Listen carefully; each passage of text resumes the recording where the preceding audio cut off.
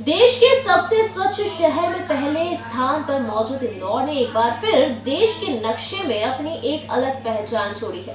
दरअसल इस बार carbon credit को लेकर इंदौर देश के अग्रणी शहरों में मिसाल पेश कर रहा है।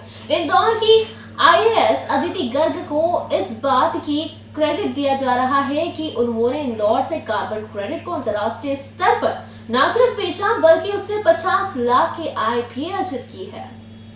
अदिति देश की पहली ऐसी आईएएस बन चुकी है जिन्होंने कार्बन क्रेडिट के माध्यम से 50 लाख रुपए की आय अर्जित की है।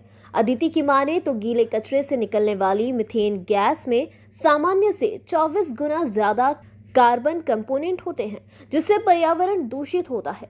इंदौर में प्लांट लगने से जो प्रदूषण फैल रहा था वो कम हुआ। अंतर्राष्ट्रीय मानकों के हिसाब से इसकी गणना के बाद शहर को कार्बन क्रेडिट मिला है।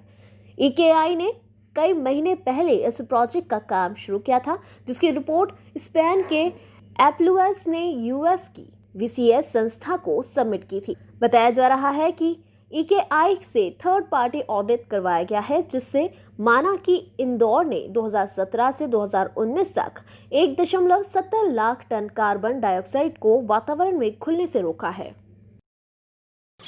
कार्बन क्रेडिट्स को लेकर इंदौर में जो काम किया गया है उसमें स्मार्ट सिटी और नगर निगम के 3 शेष प्रोजेक्ट लिए गए हैं, बायोमिथेनाइजेशन और बायो कंपोस्टिंग को लेकर। और उन प्रोजेक्ट्स के ऊपर हम लोग ने इंटरनेशनल मार्केट में कार्बन क्रेडिट्स अर्न किए थे। इसमें विशेषता इंदौर की ये रही है कि हम लोग ने ये कार्बन क्रेडिट्स अंतर्राष्ट्रीय स्तर पर उसे सेल भी कर दिया है, जिसे ट्रेडिंग कहते हैं। और इस ट्रेडिंग से हमें जो आय प्राप्त हुई है वो करीब 50 लाख है, और ये मिनिमम 50 लाख्स ईयरली रेवेन्यू रहेगा अगले 30 सालों के लिए। मेरा ये मानना है कि हम लोग ने जो अभी इनिशियल प्रोजेक्ट्स लिए थे वो केवल स्मार्ट सिटी और म्यूनसिपल कॉरपोरेशन के थे, और आगे चल के हम लोग और भी इसमें ऐसे प्रोजेक्ट्स जोड़ सकते हैं जिसमें निजी व्यक्ति ने या निजी किसी संस्था ने निवेश करके इसमें कार्बन क्रेडिट सेविंग जनरेट की हो। और मेरी ये उम्मीद है कि हम उन्हें भी इससे जोड़ के आगे उनके लिए एक आय का स्रोत उत्पन्न कर सकते हैं। आईएएस गर्ग का मानना है कि कार्बन क्रेडिट को लेकर इंदौर के सामने भी कई चुनौतियां थी, लेकिन उन चुनौतियों को हमने पूरा कर दिखाया है और अब देश के दूसरे शहर हमसे कार्बन क्रेडिट को सीखने की मांग कर रहे हैं, जिसे अंतर्राष्ट्रीय मापदंडों के मुताबिक तैयार किया जा सके और उसे अंतर्राष्ट्रीय स्तर पर बेचा जा सके।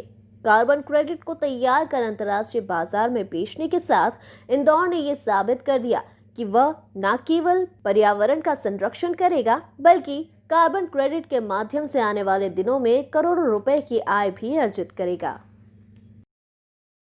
हाँ जी, देखिए, अभी जो ट्रेडिंग होती है वो ट्रेडिंग अंतर्राष्ट्रीय स्तर पे होती है, क्योंकि भारत में इसका कोई एक मार्केट नहीं है जहाँ पे ट्रेडिंग हो सके।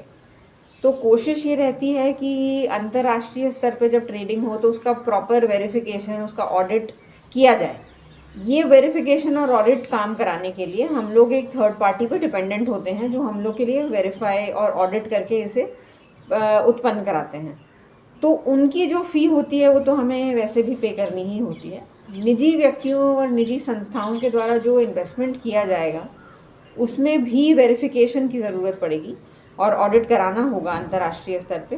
पर मुझे उम्मीद है कि उन्हें जो उसके बाद भी जो आय प्राप्त होगी उससे उनके जो कॉस्ट हैं, जो उनको लागत लगी है, लागत मूल उससे भी कवर हो जाएगी।